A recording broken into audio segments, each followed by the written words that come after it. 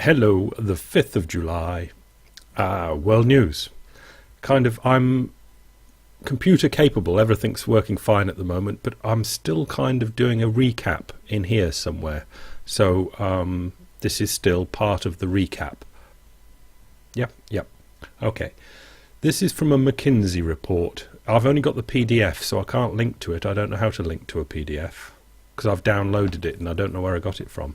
But you can get it from McKinsey probably. And this is debt grew in most mature economies and how much it grew from 1990. But the two takes I think I'll do on this is concentrate on the United States and the United Kingdom, and where possible use France and or Germany as a bit of a comparison. So the green line there in this chart is the good old UK, which had the biggest debt, domestic, private and public sector debt to GDP in the world, but they've just been taken back over by Japan. But this is 2009, so I'm not sure exactly how it is at the moment, but we can get the idea from there that the United Kingdom has been stonking the debt on. Huge quantities of debt. The red line coming up into third place is Spain, which I wasn't going to mention, but it does pop up in these charts as we've seen Greece and Portugal and Ireland fall over, and if the economy of the world doesn't cheer up, Spain must be on the chopping block. So let's move on. Where's the US in that, by the way? US, in comparison to others, we know they've taken on a lot of debt, but that just goes to show that everyone's taken on a lot of debt. Growth in bank lending was concentrated in residential mortgages. I think I'm going to try and stress this more and more, that the debt that's been taken on hasn't been for small, medium-sized enterprises. It's for bidding up various real estate, private and commercial. The US, from the year 2000 to 2007, the light blue in the middle is residential mortgages, bumped up from 48, again this is percent of GDP, 48 to 73. Next door the UK went 54 to 81. These are very big numbers.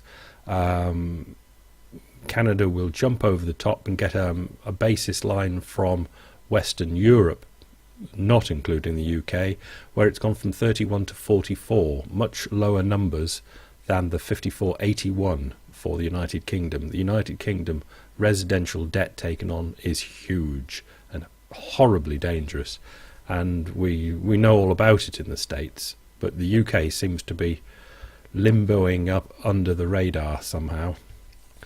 Next, households in almost all countries increased their debt significantly. These are households again, and the UK and the US are in dark blue there at the top. Rapid growth of households taking on debt. Canada, medium amounts, and Spain again underneath there, with France and Italy right at the bottom, underneath even Germany, with households not taking on much debt at all.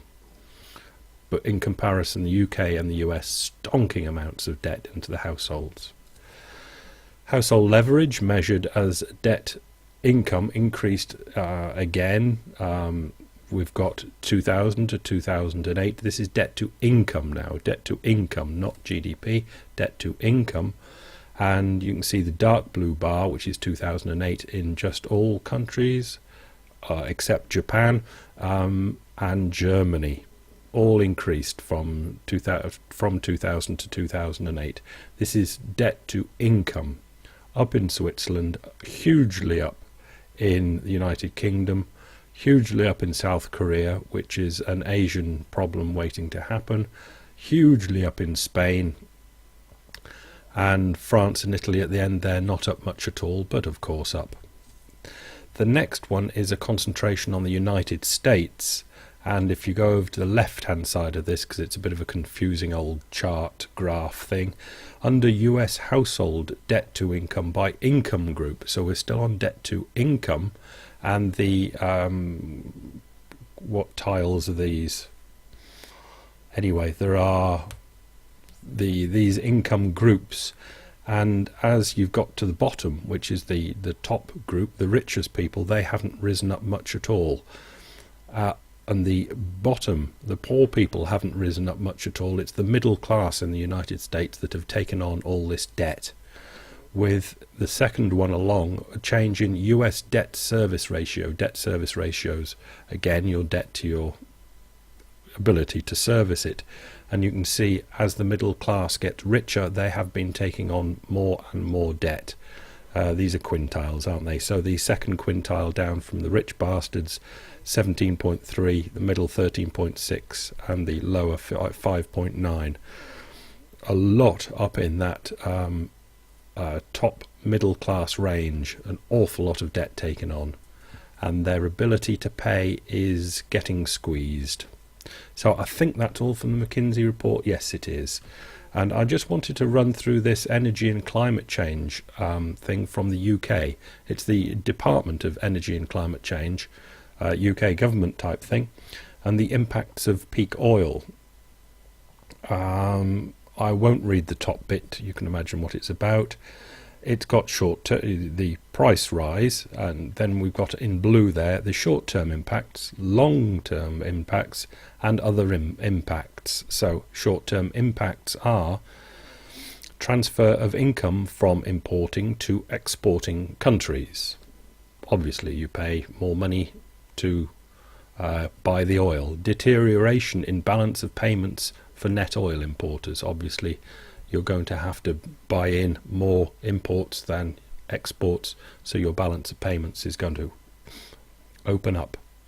In the longer term impacts, we have higher inflation because it's based on more expensive oil, increased import costs based on that inflation, reduced non-oil demand. I'll just go through them. Potentially reduced oil demand and consumption. Reduced oil consumption, less bang, so probably less GDP. Lower investment in net oil importing countries. Countries like Japan, why invest in them when you know that a lot of that investment money is going to go straight out again to the oil exporters. Upward pressure on wages, which can't be granted, so contraction of the buying power of the people. Higher unemployment. Consumer and business confidence falls, downward pressure on GDP, tax revenue falls, falling export due to economic impacts in our main export market. Other possible impacts: social unrest, resource nationalism, as people want to keep what they've got, increased geopolitical competition for resources, greater emphasis of security of supply over climate change. Any sort of ideas of climate change will go out of the window. I was thinking of a joke there, but nothing came. But climate change will go and take second place to getting energy. And that's the Department of Energy and Climate Change in the UK. The top government people might not listen to this, but governments, I'm sure, around the world are actually aware of this. Whether they know that they were aware of it or not, I don't know. Finish with the Slate, and Lindsay Lohan is not generally known for her views on economic policy, but something came over her on Monday night. Have you guys seen... I don't know what Lindsay Lohan sounds like, and I think that's just about the first picture I've ever seen of her. If that's her with the glasses, I imagine it is. Have you guys seen food and gas prices lately? She tweeted. US dollar will soon be worthless if the Fed keeps printing money. For context, a link directed Lohan's followers to the site of the National Inflation Association, a group dedicated to preparing Americans for hyperinflation. So it's at least some people are keeping an eye on the economy, and I'm put that in as well because it slightly bothers me that so many people are preparing for hyperinflation, and I don't know the reasons why. And it worries me because a lot of people are preparing for it, and I have no idea how it can possibly happen.